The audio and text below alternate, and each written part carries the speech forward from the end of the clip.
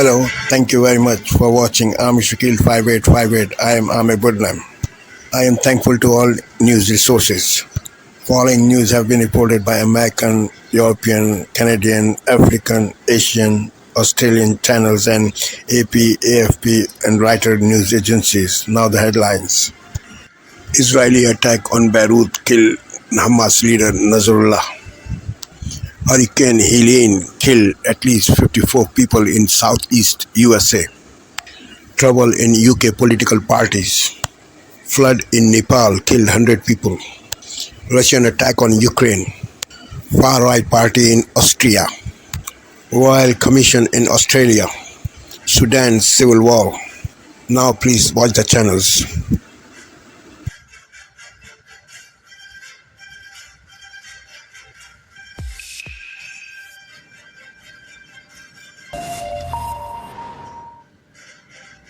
Welcome back, you're watching Daybreak here on France 24.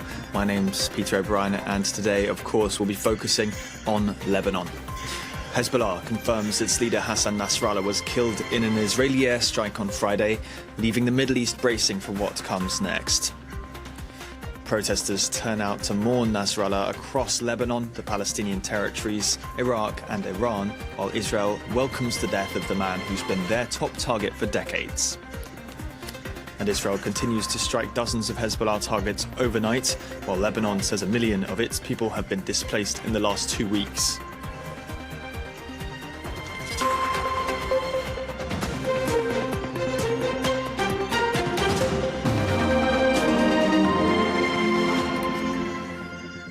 It's a dramatic escalation in the Middle East then. Hezbollah confirmed on Saturday that Hassan Nasrallah, one of its founding members, was killed in an Israeli airstrike after 3 decades at the head of the powerful militant group. It's the culmination of a series of targeted killings by Israel against top Hezbollah commanders this year. Mourners took to the streets across Lebanon and fired into the air. Israeli Prime Minister Benjamin Netanyahu said his killing was essential. Nick Rushworth has more. The Israeli army says its move to dismantle Hezbollah's infrastructure and capabilities is ongoing. In these images, it is targeting a southern Lebanese border town southeast of Beirut. Thank you, Peter. Now, in other news, a massive cleanup operation has begun after Hurricane Helen left 64 people dead, millions without power, and caused widespread destruction across the southeast United States. Hitting Florida as a hurricane on Thursday, the storm then soaked North and South Carolina and Tennessee with flooding. Hundreds of stranded people have been rescued from the waters by boat or by helicopter. President Joe Biden says the devastation has been overwhelming. Now, the far-right Freedom Party is neck and neck with the ruling Conservatives in Austria as citizens head to the polls this Sunday to elect their new parliament. An absolute majority is out of the question, but the winner will claim the right to lead a coalition government. The Freedom Party is Eurosceptic, friendly with Russia and critical of Islam. They beat the ruling Austrian People's Party by less than 1% in European elections in June. Results are expected at 5 p.m. just after that, Central European time. We can speak now to John Cummins, who's our correspondent in Vienna. Thanks for joining us, John. So how close is the race and what kind of government could we end up with? Well, the race is almost certainly very, very close. The Freedom Party, as you said, have been leading in opinion polls for months now, if not years, and I guess we could say it's their election to lose. But we've seen in recent weeks that the Conservatives, the People's Party, has really made up ground, particularly with regard to the devastating floods a couple of weeks ago. The Conservative Chancellor Karl Nehammer was able to present himself as a crisis manager, a strong leader, and I think that really helped the party's fortunes. So we've seen the Conservatives really make up ground. And as you said in your introduction, just a few months ago we had the EU elections, which the Freedom Party won here, but they were much closer than expected. The Freedom Party was expected to win those elections really quite easily, but in the end it was quite a tight race. So I'm expecting this to be very, very tight. And I think there's a sense here also that it's a very pivotal election and people are going to turn out in large numbers to vote. And that could also perhaps change the result this evening. And give us a sense of what the campaign's been like. What kinds of appeals have been made to Austrian voters? Well, the main issues that have been dominating the campaign, unsurprisingly, I suppose, are things like inflation, the cost of living, migration, even though migrant numbers have gone down in Austria over the last year or two, the budget deficit, the war in Ukraine, and even the COVID pandemic from... John Cummins, our correspondent in Vienna, thanks for your time. Thank you. Now, help is on its way. SpaceX has launched a rescue mission for the 2 astronauts stranded aboard the International Space Station. 1 astronaut and 1 cosmonaut have blasted into orbit, leaving 2 empty seats on their vessel for Butch Wilmore and Sunny Williams, who arrived at the ISS in June. Their mission was only meant to last a few days, but they were unable to return because of problems with their Boeing capsule. The pair won't return until February next year. NASA says they can't bring them back any earlier without interrupting other scheduled missions. Don't go anywhere, there's more news coming up.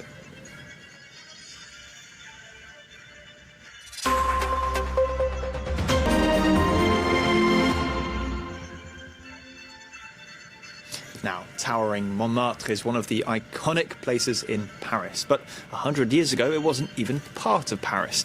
The former suburb benefited from the freedom of being outside the city limits, making it a playground for artists, libertines and bon vivants. In this edition of French Connections, Jeannie Godula and Florence Villeneuve uncover the dark history behind the Basilica of the Sacré-Cœur, visit the oldest vineyard in Paris and learn how to can-can.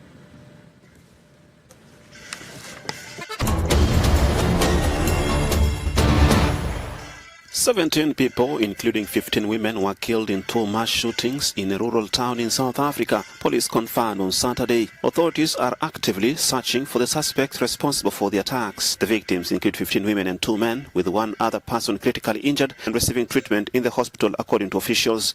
The shootings occurred on Friday night in Lusikisi, a town in South Africa's Eastern Cape province. According to police, the attacks took place at 2 homes in the same neighborhood, a rural area on the town's outskirts. At first house, 12 women and 1 man were killed, while 3 women and other man were killed at the second location. South Africa, known for its high homicide rates, has seen a rise in mass shootings in recent years. Lebanon's Hezbollah group confirmed on Saturday that its leader and one of its founder, Hassan Nasrallah, was killed in an Israeli airstrike in Beirut the previous day. Nasrallah, who led Hezbollah for more than 3 decades, is by far the most powerful target to be killed by Israel in weeks of intensified fighting with Hezbollah. The Israeli military said it carried out a precise airstrike on Friday while Hezbollah leadership were meeting at their headquarters in Dahiyeh, south of Beirut. The Lebanese health ministry said 6 people were killed and 91 others injured in the airstrike, which leveled 6 apartment buildings. The commander of Hezbollah's southern front and other commanders were also killed, according to Israeli military. Sean Diddy Combs faces new sexual assault allegations after a woman filed a lawsuit in New York on Friday, accusing the music mogul of repeatedly drugging and raping her at his homes. The woman, identified as Jane Doe, claims she became pregnant after one of the assaults. This is the latest in a series of similar lawsuits against Combs, who was also arrested last week on a federal sex trafficking indictment. The lawsuit seeks damages for physical and emotional harm. Combs and his representatives have not responded to requests for comments. The woman alleges the assaults occurred between 2020 and July 2023 across multiple cities, including New York, Los Angeles, and Miami.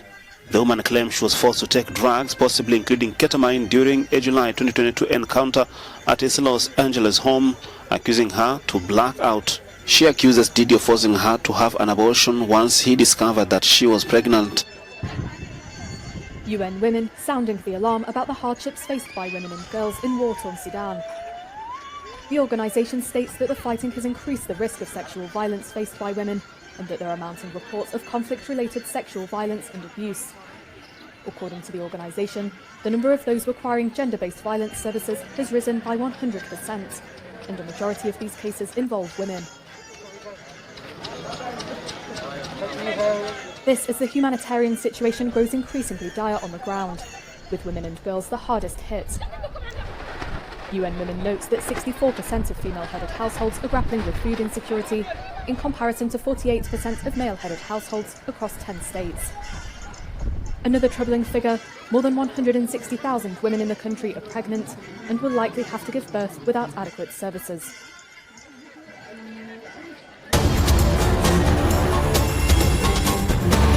No one cares. A brand new season of Fisk starts October 20 on ABC TV and ABC iView.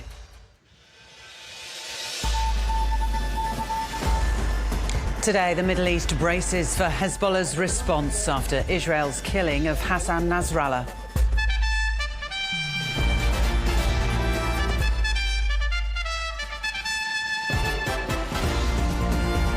One year on from the Disability Royal Commission that made over 200 recommendations for sweeping change. Hundreds rally against the ongoing conflict in Gaza ahead of the first anniversary of the October 7th attack. And Lions fans celebrate their team's first AFL premiership in 21 years.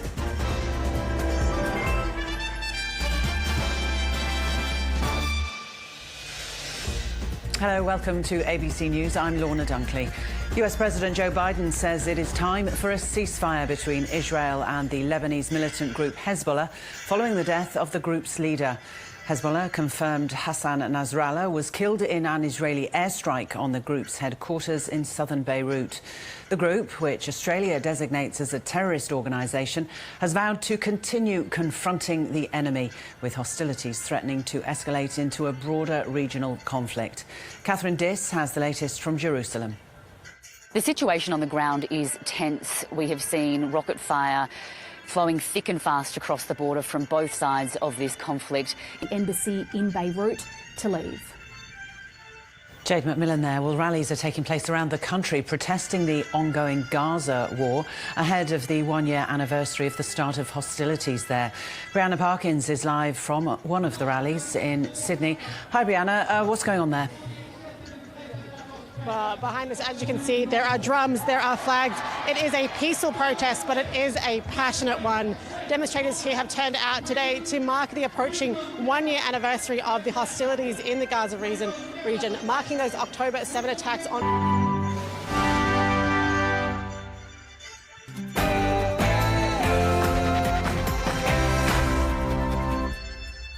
Good morning to you. Internal feuds are set to dominate the Conservative Party conference, which kicks off today. And Rishi Sunak is apparently going to leave early on day one to avoid the limelight of the leadership contest. Well, that's as Kenny Badenoch, Robert Jenrick, James Cleverly and Tom Tugendhat will use the next days to try to win over members. Ashamed of her party, Rosie Duffield quits Labour with a stinging rebuke of Keir Starmer, accusing the Prime Minister of hypocrisy. Israel braces for revenge following the killing of the Hezbollah leader yesterday. Benjamin Netanyahu hails it as a historic turning point. The secrets of the Queen's final days revealed by Boris Johnson, including some crucial advice she gave him. War raging in Ukraine and heightened tensions in the Middle East. As world leaders jet away from the United Nations, we're debating whether it's actually fit for purpose. Good morning. There was history made at Stamford Bridge as Chelsea's Cole Palmer became the first player to score 4 goals in the first half of a game. There were Premier League wins too for Arsenal and Liverpool. And in cricket, England are on the verge of completing a stunning ODI turnaround against Australia. It's going to be an unsettled day in the west with outbreaks of heavy rain and stronger winds, but drier in the east. I'll have all of the latest coming up shortly. It's just gone 6 o'clock. I'm Stephen Dixon. And I'm Anne Diamond, and this is GB News Breakfast. Here are your headline news this hour. Israel's Benjamin Netanyahu says the country has, quote, settled the score after the killing of Hezbollah chief Hassan Nasrallah in Lebanon.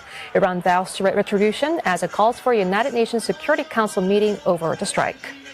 Intense rain causes widespread floods and landslides around Nepal's capital, killing more than 100 people. Dozens are also still missing. And massive rains also pounding several states across the southeastern U.S. in the wake of Hurricane Helene. Flash floods inundate the region, leaving millions without power. At least 56 people have died. And that's the latest from the CNA newsroom.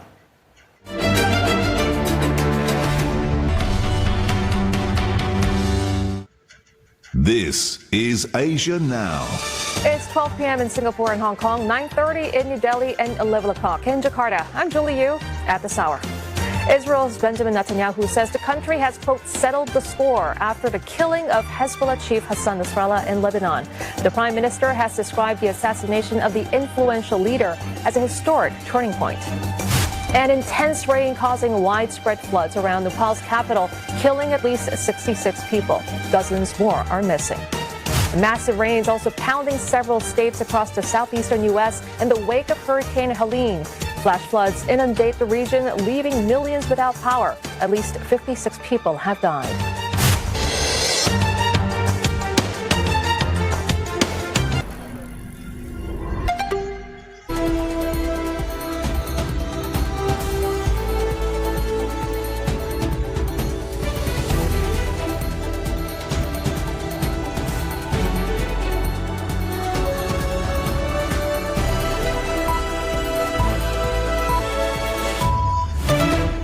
This is DW News live from Berlin. Israel says its killing of Hezbollah's leader has changed the balance of power in the Middle East. We settled the score with the one responsible for the murder of countless Israelis and many others. Benjamin Netanyahu hails the death of Hassan Nasrallah and warns of more challenges ahead.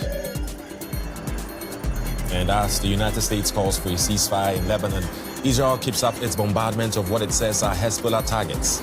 Days of destruction have forced thousands of residents from their homes and into the streets.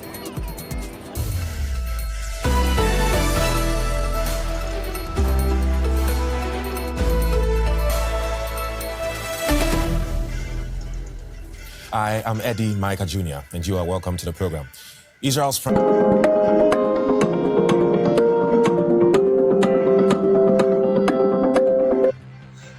Israel continues to attack Beirut and southern Lebanon even after the killing of Hezbollah leader Hassan Nasrallah. Hello and welcome to TRT World, live from Istanbul. I'm Yashni Periachi.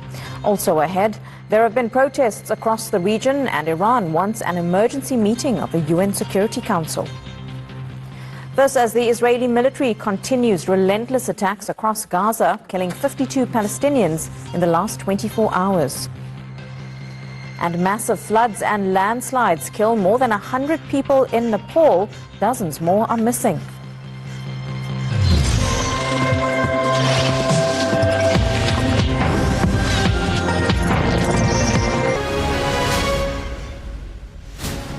Hello, very good morning. It's 7 o'clock. Coming up on the programme today, the world awaits Israel's next move as its tanks deploy to the border with Lebanon. And Liverpool top the Premier League after Manchester City drop points away to Newcastle. It's Sunday, the 29th of September. After the killing of Hezbollah's leader, Israel's defence minister considers a possible expansion of its offensive into Lebanon, with tanks and troops amassing at the border. The four contenders who would be Conservative leader are on Sky News this morning as Tory party conference gets underway. Labour's first resignation, Rosie Duffield quits the party over what she calls cruel and unnecessary policies and Starmer hypocrisy. Liftoff of Crew 9 now soaring to the International Space Station. Liftoff for the mission to save 2 stranded astronauts, but we hear why it's going to take some time. And in sport, Cole Palmer becomes the first player to score 4 first-half goals in a Premier League game as Chelsea beat Brighton 4-2.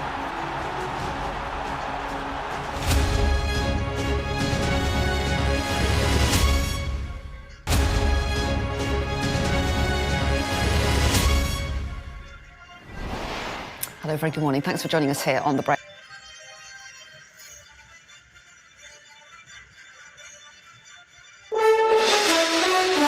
Tonight, path of destruction. Helene takes dozens of lives, a disaster far beyond Florida. Floods adding to the damage while dams are under the strain.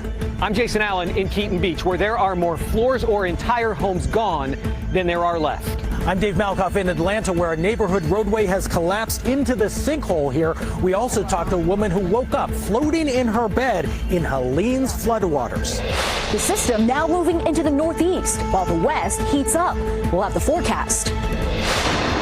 Also tonight, confirmed Israeli airstrikes kill Hezbollah's longtime leader. I'm Imtiaz Taib in Beirut as Hezbollah reels from a daring Israeli assassination of its leader, amid growing fears of a major escalation. The latest on U.S. reaction and military moves. Plus, Donald Trump rallies in battleground Wisconsin. We are going to win Wisconsin. We're going to defeat Kamala Harris. While Kamala Harris trolls Trump over a second debate. 3, 2, 1. Liftoff. The new ride launched today to eventually bring home the astronauts stuck in space. And later, pushing boundaries. How the neighbors in this California community are making themselves right at home. It was in the last 5 years that they've really become a nuisance. This is the CBS Weekend News from New York. Good evening.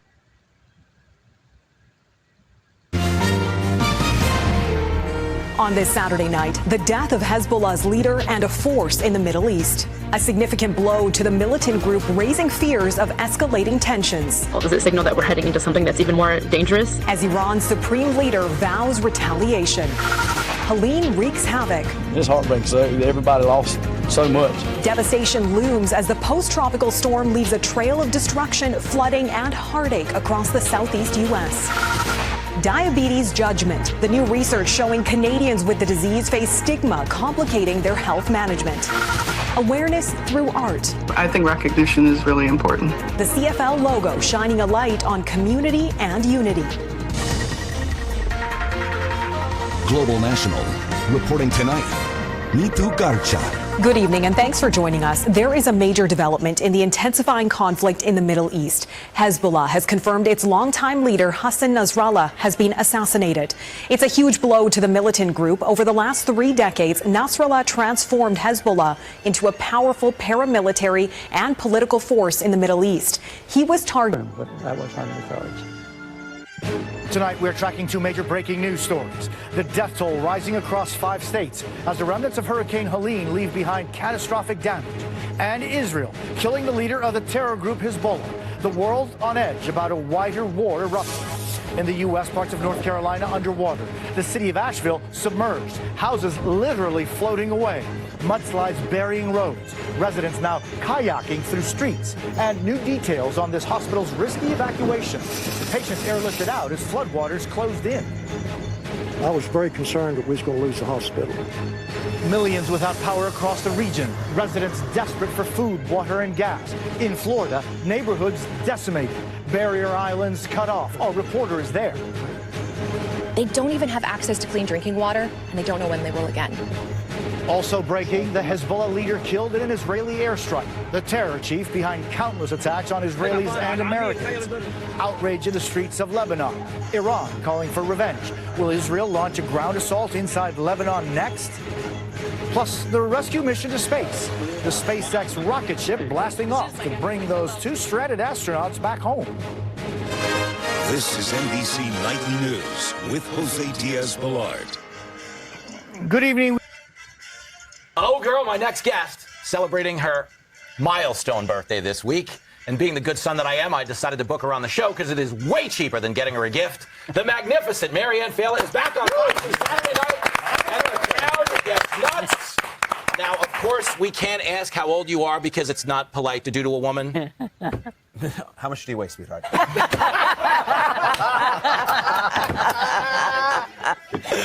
Good one. Happy birthday. Thank you, Jim. You are, according to this script, which is allegedly turning 75 years old. Okay, which is amazing to anyone who's hung out with you that you've lasted this long. I say 75. She once got pulled over on the way up to Boston doing 95. It was 1:30 in the morning. We were the only car on the road. Do you know what she told the state trooper? She goes, "Oh, sorry, I was just keeping up with traffic."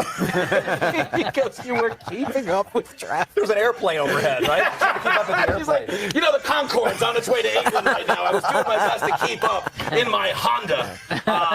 But at 75, what would you say? We were kind of talking about this the other day in the diner before we ran out on the bill. What are the keys to a super happy life? Because I consider you a super happy person, okay? Is it food? Is it fun? What got you here?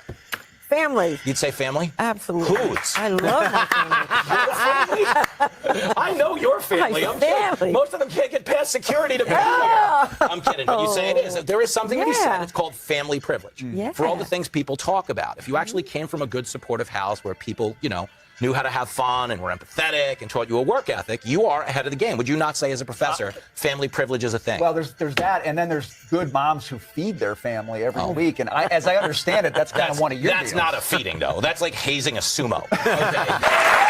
Thank you. I agree. Mayor Adams corrupt, citizens erupt. This is not a black thing. This is a youth thing. This is a youth thing, Eric Adams. This is not a black thing. Your policies are anti-black. You are a disgrace for all black people in this city. The things that you have done are unconscionable. You're a socialist. You're a socialist. You're a socialist. You're seeing over and over again success over and over again. So resign. Oh, wow. That's what you call a New York City press conference. So, Kat, New York City Mayor Eric Adams indicted on charges like fraud, bribery, campaign finance violation, although he claims it's politically motivated because he criticized the handling of the southern border. Is it a witch hunt? What do you make of his violations? Yeah, I said this and people kind of got mad at me for it, but I'm still going to say it again. Mm-hmm. I feel like the bribes weren't that great that he got. Yeah. Like, he did this all for business class flights. Yeah. You know what I mean? You're risking federal prison. You got to be flying private. Yes. Like, you're going to risk going to federal prison for, like, extra leg room and a free Bloody Mary? He's an idiot. It's true. Yeah. You know, and Epstein would have had this covered. That's the sad part. You know, even our corrupt elites are doing worse under the Biden economy. The bribes have gotten so much worse. That's true. That's true. You're still going through TSA? Yeah. As someone committing federal crimes, you're still going through TSA? It is so pathetic. That reminds me, though, the best thing that Adams ever did was he did this PSA on how to find drugs in your kid's room. Do we have that? You can look at a jewelry box of this nature, maybe a simple jewelry box, but if you look through it closely, you don't know what your child may be hiding. For instance, a gun. You should always, when your child brings in his popular knapsack with many different locations, look through it to see what exactly is your child carrying in addition to a book. Something simple as a crack pipe. Look at picture frames and behind them, cameras. Try to determine what's taking place. Behind a picture frame, you can find bullets. Something simple as a baby doll. It could be just a baby doll, but also it could be a place where you can secrete or hide drugs. Run your hands over the pillows and see if you feel anything that's unusual. Like a pillow like this with a button is a perfect invitation to hide something. I've felt something bumpy. I will reach in, see what it is. This one could be hidden inside a pillow. Just look and see what's inside your bookcases. It could be more than just books. Perfect place to hide books. Perfect place to hide cocaine. That's a lot of cocaine. Yes. Who is this kid? Who is this kid? Tony Montana is a child? That's the funniest thing. Tonight on PBS News Weekend, Israel's assassination of the head of Hezbollah marks a major escalation in hostilities. Then the rising death toll from Hurricane Helene as the massive storm causes record-breaking flooding across the southeast, and how schools are coping with the end of pandemic-era funding. There are districts that are in pretty good shape right now and some that are really not. So unless taxpayers are willing to increase taxes substantially in states, they don't have $190 billion to fill in here. University of Michigan. The vice presidential candidates debate is set for Tuesday. In Ukraine, 2 separate drone attacks in the northeastern part of the country killed nearly a dozen people. Russian forces hit a medical center in Sumy, prompting the evacuation of residents of an assisted living center. That's when the second drone attack hit. 9 people were killed and at least 21 others injured. Attacks in the region have ramped up since August when Ukrainian troops moved into Russia. Sumy is only 20 miles from the Russian border. SpaceX launched a mission to rescue the 2 astronauts stuck on the International Space Station. To make room for them, there were only 2 astronauts on board instead of the usual. Thank you for sparing your precious time. This is Amir Shakil. Have a good life. Bye-bye.